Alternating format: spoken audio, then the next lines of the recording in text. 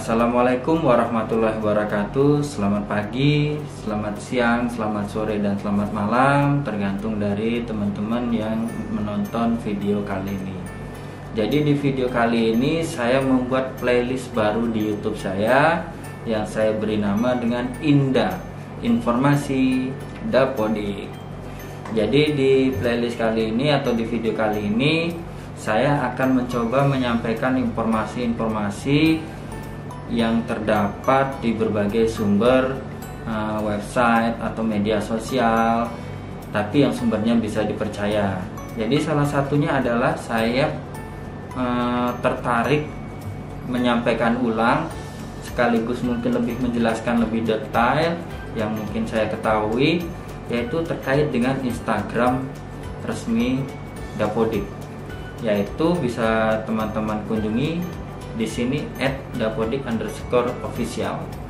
Jadi di Instagram inilah yang nanti akan saya review informasi-informasi menariknya, dimana di Instagram ini terkenal dengan yang sebutannya Minda, yaitu admin Dapodik mungkin ya, jadi disingkat dengan Minda. Jadi si Mindanya ini sering open diskusi atau pertanyaan melalui story agar operator bisa langsung berinteraksi apa yang menjadi keluhan, dan mungkin Mindanya akan merespon, walaupun mungkin tidak semuanya yang direspon. Mungkin ada yang pertanyaan-pertanyaan yang menarik yang direspon, atau yang keluhan-keluhan dan lain sebagainya. Nah, inilah yang nanti akan saya review sambil saya jelaskan ulang agar informasi yang bermanfaat ini bisa lebih tersebar luas kepada seluruh rekan-rekan teman operator Dapodik di satuan pendidikan. Jadi barangkali mungkin ada operator yang tidak memiliki Instagram atau tidak aktif di Instagram, mungkin bisa terbantu melalui video Indah yang saya buat kali ini.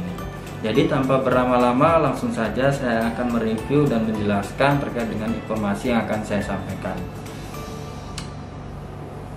Baiklah, seperti yang sudah saya sampaikan di opening video tadi, saya akan mereview Instagram Dapodik terkait dengan informasi-informasi penting di sana. Jadi ini saya sudah buka Instagram saya. Instagram saya ini jarang saya gunakan ya. Saya jarang upload, followers dan following saya sedikit karena saya tidak begitu aktif di media sosial Instagram. Jadi langsung saja kita cari Instagram Dapodik official. Nah, ini dia Dapodik_official. Coba kita buka. Nah, ini sudah ada 225 post, 53,2k followers dan 51 following. Ini resmi ya, Instagram yang dikelola oleh tim atau bagian dari Dapokemdikbud. Jadi di sini sudah ada highlights atau beberapa sorotan. Jadi sorotan ini yang dianggap mungkin penting oleh Minda atau adminnya dan sering ditanyakan. Jadi ditandai sebagai sorotan agar yang terlewatkan di story bisa membuka ulang melalui sorotan ini. Dan ini postingannya, kalau postingannya ini bukan terkait teknis ya, lebih ke visual dalam peringatan hari-hari tertentu ya, dan informasi-informasi yang mungkin dianggap menarik.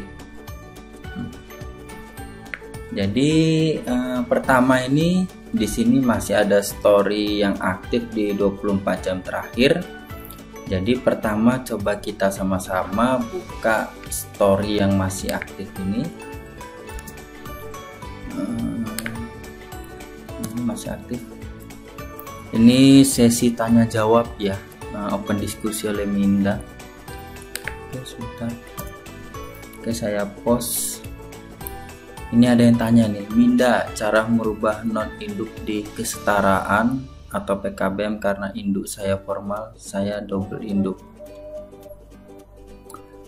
Induk guru diubah di dinas sobat, jawaban Minda.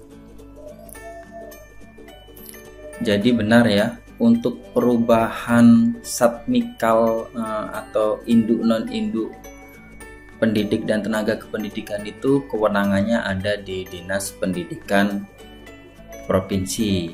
Jadi tergantung lingkupnya nih, misal SMA SMK kewenangannya ada di provinsi, berarti sobat bisa menghubungi kakak datadik provinsi yang mengelola terkait dengan manajemen dapodik. Misal SD SMP itu bisa ke dinas kabupaten kota, di sana ada admin kakak datadik juga yang mengelola manajemen juga.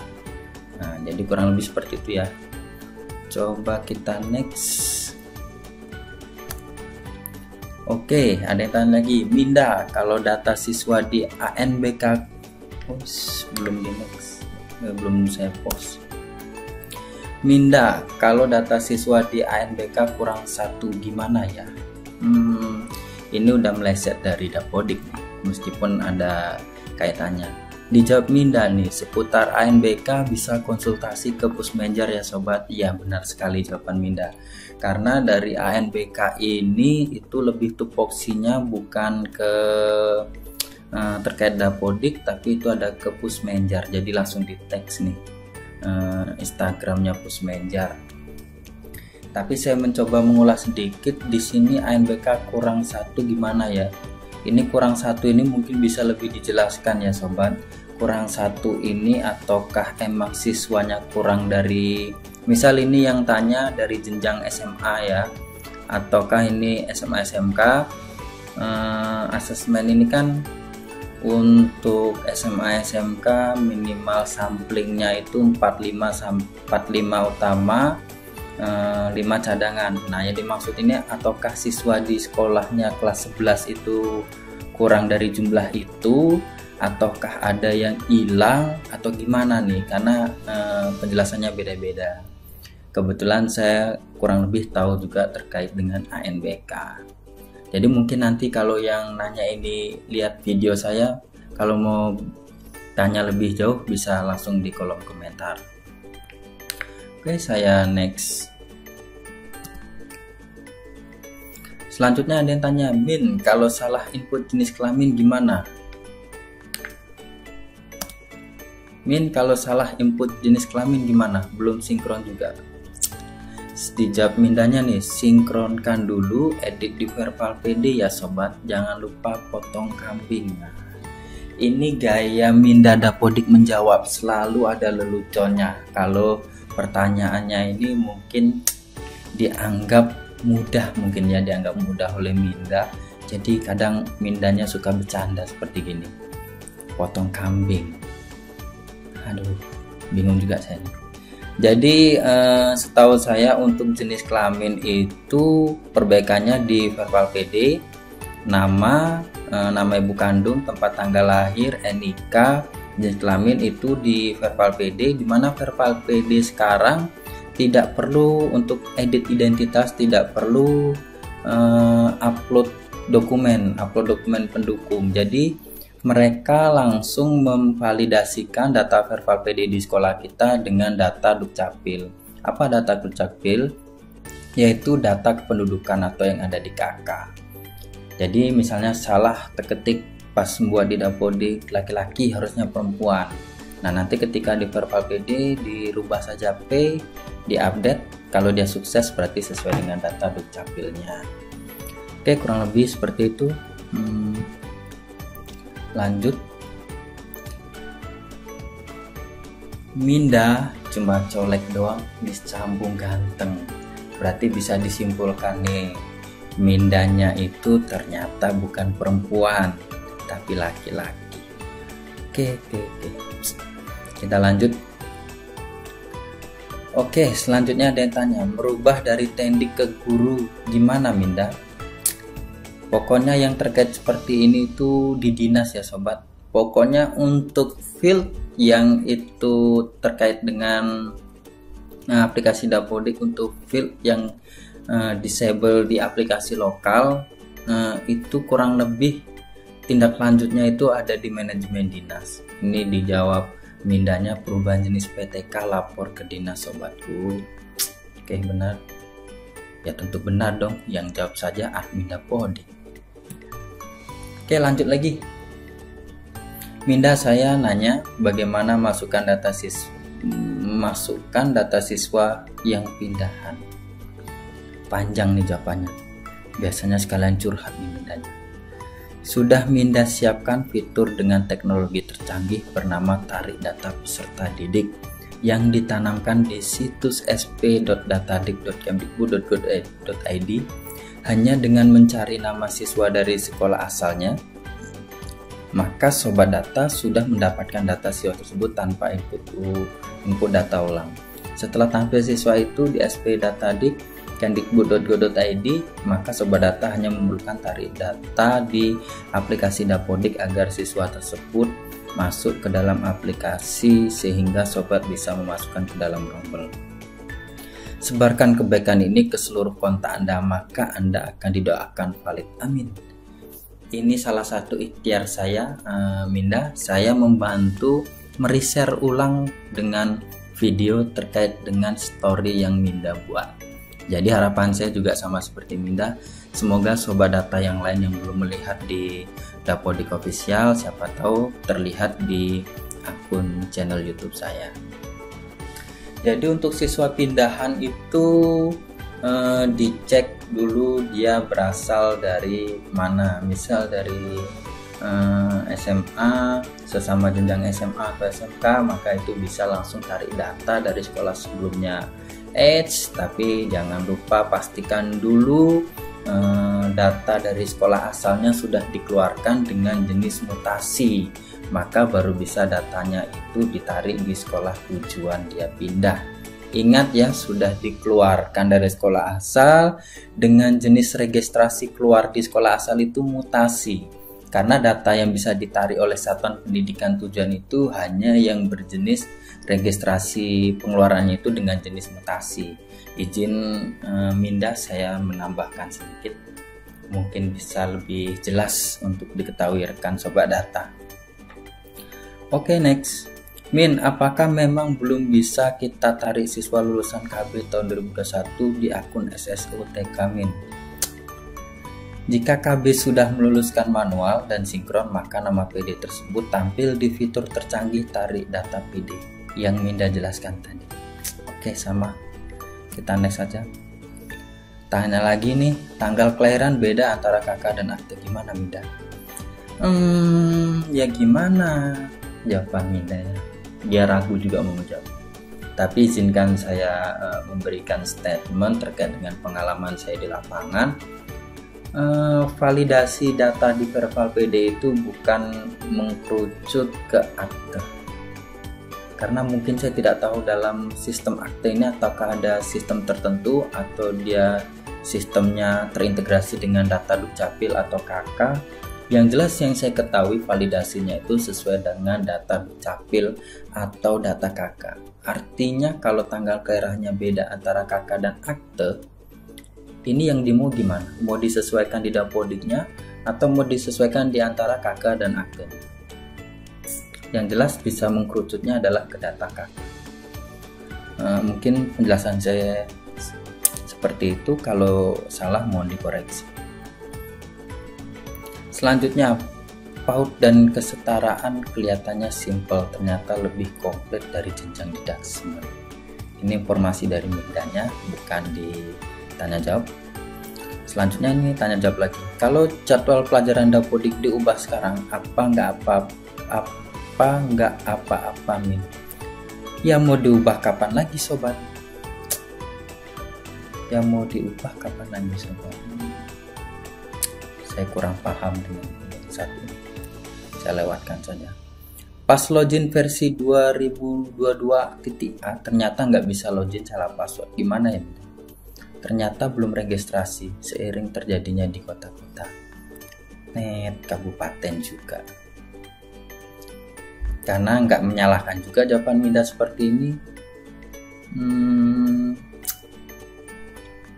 Pas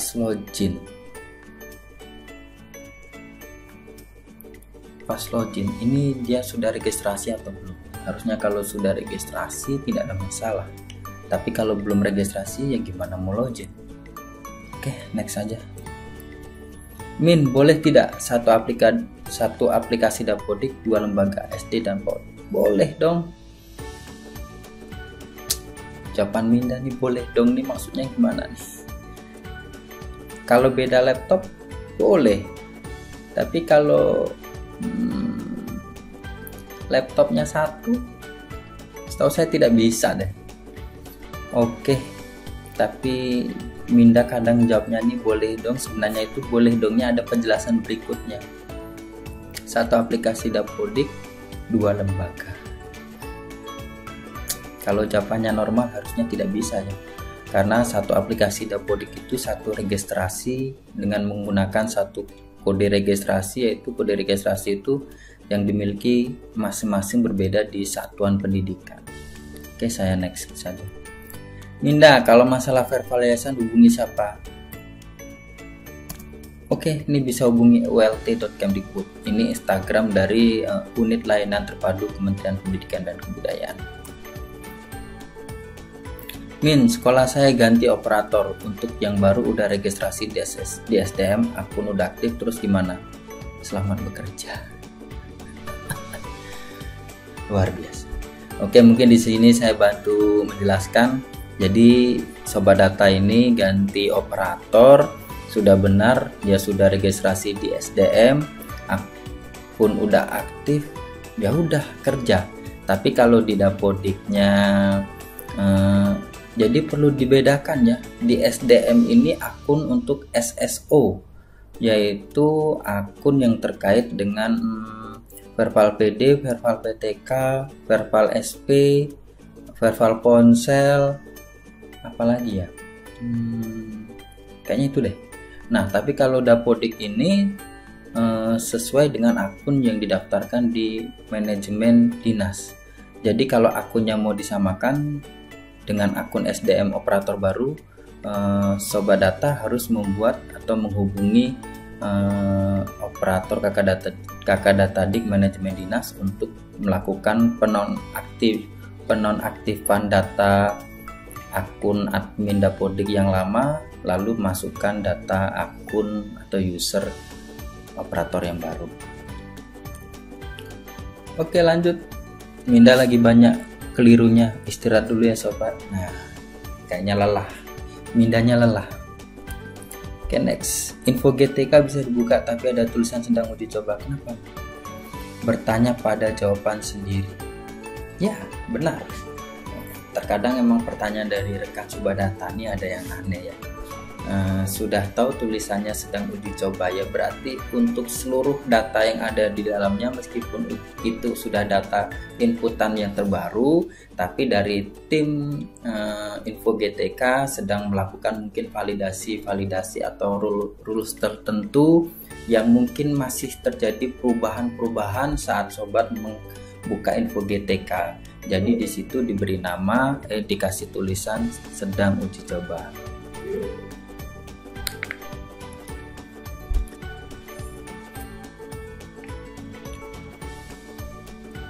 Oke, kita next.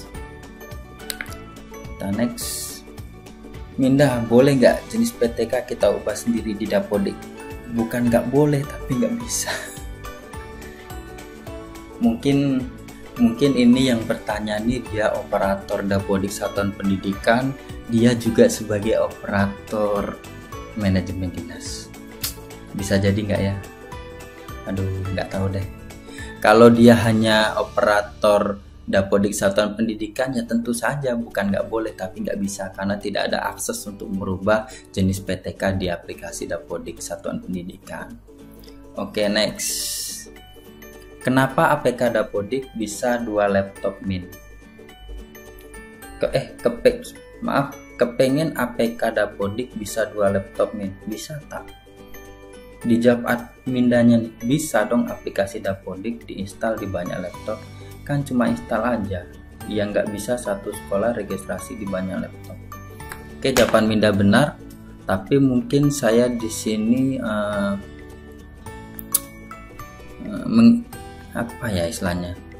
mengilustrasikan ya, saya mencoba mengilustrasikan maksud dari pertanyaan Sobat Data.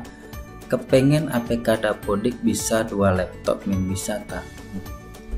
Jadi Sobat Data, aplikasi Dapodik ini sifatnya local host, dimana kalau local host ini ketika ada IP dalam satu jaringan lokal, ini yang saya bahas dalam lingkup kecil dulu, ada IP dalam satu jaringan lokal, maka dari komputer lain bisa mengakses Dapodik, bahkan lebih dari 2 laptop pun bisa, asalkan berada di satu lingkup jaringan yang sama. Jadi tinggal dibuka aja tuh, misal IP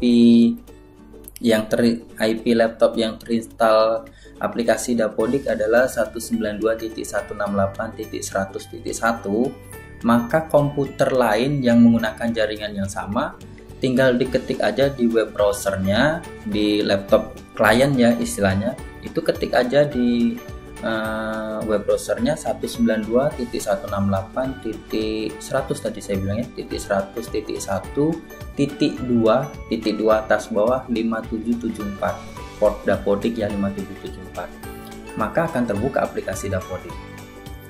Karena ini sistem IP sharing, jadi sifatnya local host, bisa diakses ketika menggunakan jaringan yang sama.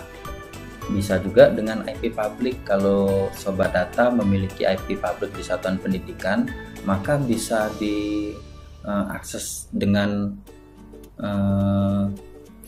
seperti Facebook dan lainnya dengan internet, walaupun tidak dalam satu jaringan, asalkan menggunakan IP public.